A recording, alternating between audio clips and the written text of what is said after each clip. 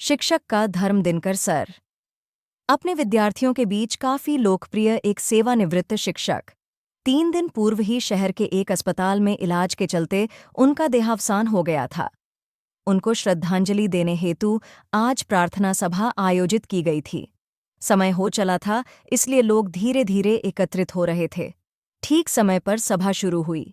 एक एक कर उनके विद्यार्थियों ने और कुछ लोगों ने उनके व्यक्तित्व और कृतित्व पर प्रकाश डाला। अभी सभा चल ही रही थी कि एक अनजान व्यक्ति ने प्रवेश किया और यह कहते हुए सबको चौंका दिया कि अस्पताल में दिनकर सर के बेड पर तकिए के नीचे यह लिफाफा मिला, जिस पर लिखा है कि इसे मेरी प्रार्थना सभा में ही खोला जाए।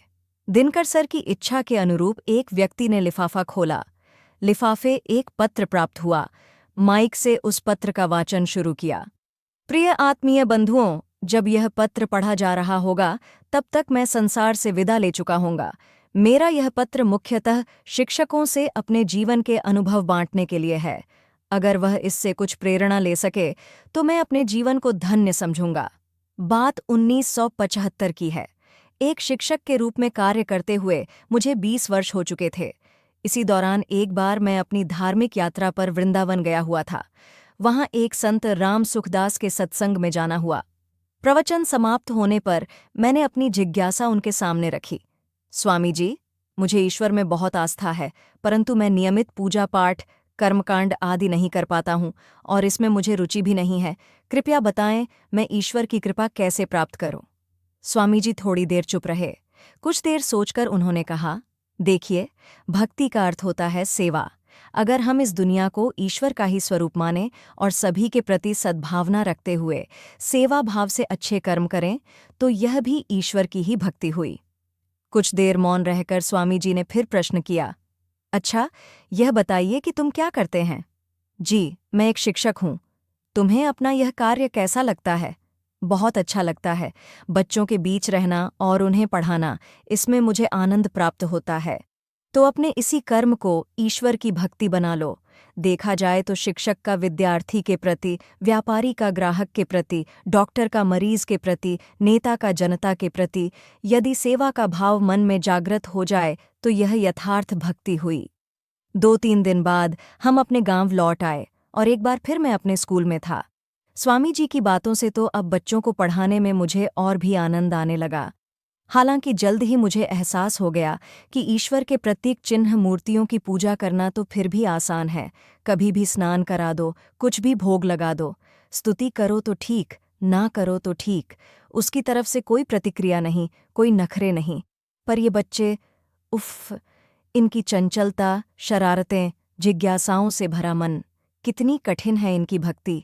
स्कूल में सभी प्रकार के बच्चे होते हैं, कुछ बहुत होशियार, कुछ मंदबुद्धि, कुछ आज्ञाकारी तो कुछ उद्दंड।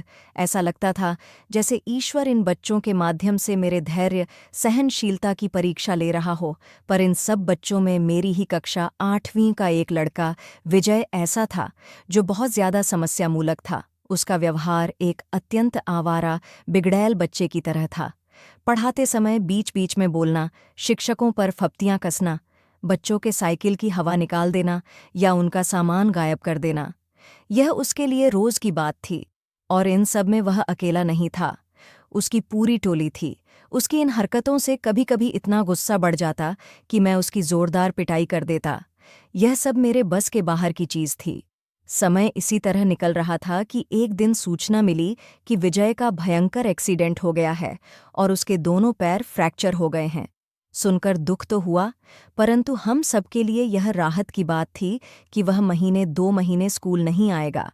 इस घटना को अभी सप्ताह भर ही हुआ था कि मुझे महसूस हुआ कि शायद मेरे विचार और भाव गलत दिशा में जा रहे हैं। हकीकत तो यह थी कि मेरी भक्ति एक कठिन परीक्षा के दौर से गुजर रही थी। विजय जैसे अपराधी प्रवृत्ति के बच्चों में प्रेम और संवेदनाओं का अभाव होता है, लेकिन संवेदनाओं को तो संवेदनाएं देकर ही जागृत किया जा सकता था। अतः मैंने स्कूल समाप्त होने के बाद विजय को उसके ही घर पर जाकर पढ़ाने का निर्णय लिया। मुझे अपने घर देखकर विजय चौंक गया। मैंने उसे लेटे रहने का इशारा किया और एक्सीडेंट के बारे में सामान्य जानकारी प्राप्त की। परीक्षा नज़दीक होने से उसके लिए समय बहुत महत्वपूर्ण था, अतः उसे पढ़ाने का सिलसिला शुरू हुआ। विजय को मुझसे संवेदनापूर्ण व्यवहार की उम्मीद नहीं थी, इसलिए उसे कहीं न कहीं अपराध बोध हो रहा था।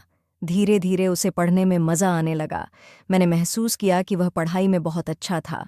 उसकी याददाश्त भी बहुत तेज़ थी। मैं उसे गणित, विज्ञान और अंग्रेज़ी पढ़ाता और बाकी विषयों के नोट्स अपने साथी शिक्षकों से लेकर उसे देता। 8वीं बोर्ड की परीक्षा थी और परीक्षा के ठीक पहले वह स्वस्थ हो गया था। उसने परीक्षा अच्छे से दी और वह 73% अंकों से पास हो गया। ग्रीष्म अवकाश के तुरंत बाद मेरा ट्रांसफ़र अन्य जगह हो गया। समय धीरे धीरे निकलता गया। मेरी ईश्वर भक्ति जारी रही। कई विद्यार्थी मेरे जीवन में आए। उनकी उच्च प्रतिभा में मैंने ईश्वर के दिव्य दर्शन किए और एक दिन मेरे सेवानिवृत्ति होते ही इस आनंदमय यात्रा पर विराम लगा। सेवानिवृत्ति के लगभग 10 वर्ष बाद और इस पत्र को लिखने के 8 दिन पहले अचानक मेरा ब्लड प्रेशर बहुत बढ़ गया और मैं बेहोश हो गया। जब होश आया तो मैंने स्वयं को शहर के बड़े अस्पताल के आईसीयू वार्ड में एक बिस्तर पर पाया। मुझे क्या हुआ है? एक नर्स से मैंने पूछा। कुछ ही देर में डॉक्टर राउंड पर आने वाले हैं, वो ही बता पाएंगे, कहते हुए नर्स चली गई। करीब 15 मिनट बाद डॉक्टर एक नर्स के साथ मेरे बेड पर आए। डॉक्टर ने मेरी फाइल ली, कुछ पढ़ा और मुझे गौर से देखकर आश्चर्यचकित होकर कहा, सर, आप यहाँ? हाँ, पर क्या आप मुझे पहचानते हैं? मैंने डॉक्टर से पूछा। हाँ, पर शायद आपने मुझे नहीं पहचाना। बिल्कुल सही है, मैंने आपको नहीं पहचाना। मैं विजय, वही विजय जिसे आपने 8वीं कक्षा में पढ़ाया था, डॉक्टर ने चरण स्पर्श करते हुए कहा। अरे हाँ, तुम तो विजय हो, परंतु इस अस्पताल में क्या कर रहे हो? सर, मैं यहाँ पर हार्ट सर्जन हूँ और मेरी किस्मत बदलने वाले कोई और नहीं, बल्कि आप है। कुसंगति में पड़कर मेरा भविष्य तो अंधकारमय हो चला था, परंतु आपके प्रेम और संवेदनाओं ने मेरा जीवन ही बदल दिया। मुझे आपसे ही आत्मविश्वास मिला। मेरी पढ़ने में रुचि बढ़ गई और मैं यहाँ तक आ पहुँचा। अरे वाह, तुमने तो मुझे खुश कर दिया। विजय मेरी फाइल देख रहा था और अचानक उसका चेहरा गंभीर हो गया। मुझे क्या हुआ है विजय? कुछ नहीं सर, आप जल्दी ही ठीक हो जाएंगे, कहते हुए वह चला गया। मैं लेटे लेटे उन दिनों की स्मृतियों में खोया हुआ था कि मुझे नींद में समझकर 2 नर्स आपस में बातें करने लगीं। पहली बार विजय सर को रोते हुए देखा है। आखिर ऐसी भी क्या बात है? ये अंकल विजय सर के टीचर हैं। इन्हें सीवियर हार्ट अटैक हुआ है। कल शाम 6 बजे तक कवर कर लिया तो ठीक, वरना बचना मुश्किल है। अपनी स्थिति का यथार्थ मालूम होने पर भी मैं चिंतित नहीं था। रात में मैंने महसूस किया कि कोई मेरे पैर पकड़े सुबक रहा था। देखा तो ये विजय था। मैंने उसे अपने पास बुलाया। तू अपना कर्तव्य कर, डॉक्टर के रूप में अपना फर्ज निभा। पर सच तो यह है, आज तुझसे मिलने के बाद तुझे इतने बड़े हॉस्पिटल का डॉक्टर बना देखकर मुझे मेरा रिपोर्ट कार्ड मिल गया।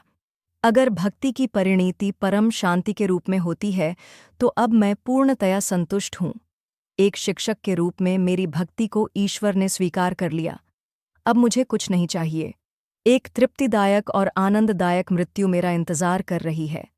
मैं चले भी गया तो मेरे जाने का शोक मत करना।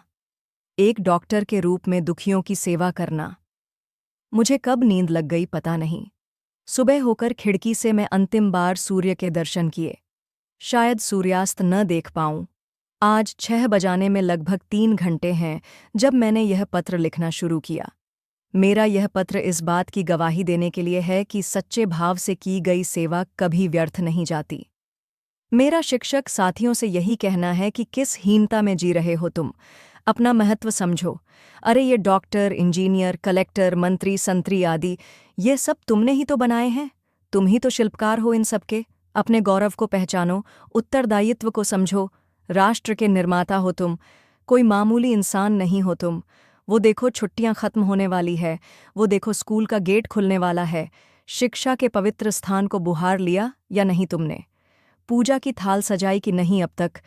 तुम्हारा ईश्वर, अल्लाह, जीसस, वाहे गुरु बस प्रवेश करने ही वाला है।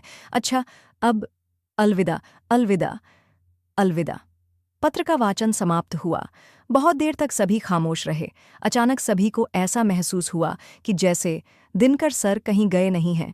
यही है, जीवित है हम सबके भीतर, एक प्रेरणा बनकर। पूरी कहानी सुनने के लिए धन्यवाद।